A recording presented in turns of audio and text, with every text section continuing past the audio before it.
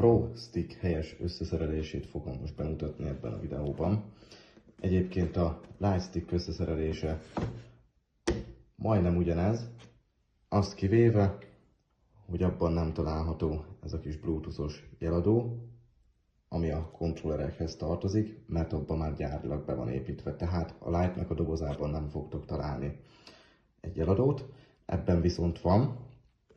Tehát a doboznak tartalmaznia kell egy HDMI extendert, bluetoothos jeladót, magát a sticket, egy tápkábelt és a két kontrollert.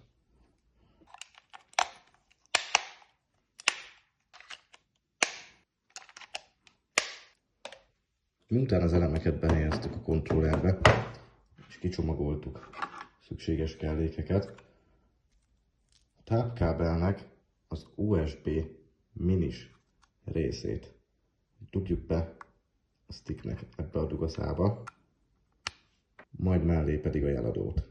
Szükségünk lesz egy telefontöltő adapterre, amit teljesen mindegy, hogy milyen.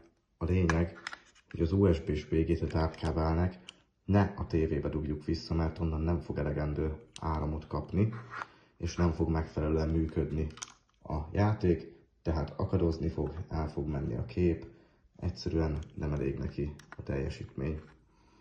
Azután húzzuk le a fedelet,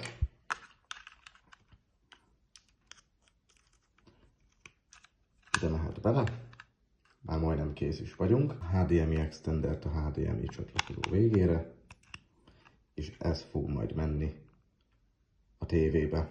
Tehát így kell kinézni a teljesen összeszerelt állapotnak. Bedugjuk a konnektorba, ezt pedig a tévébe. Miután bedugtuk a konnektorba, látnunk kell ezt az állapotjelző ledet világítani. Ha ez nem így van, akkor érdemes megpróbálni egy másik kábellel. Ha akkor sem világít, akkor pedig a termék hibás, és ezt mindenképpen jelezzék nekünk a live chaten az ügyfélszolgálati részem. És láthatjuk, hogy már be is jött a játék.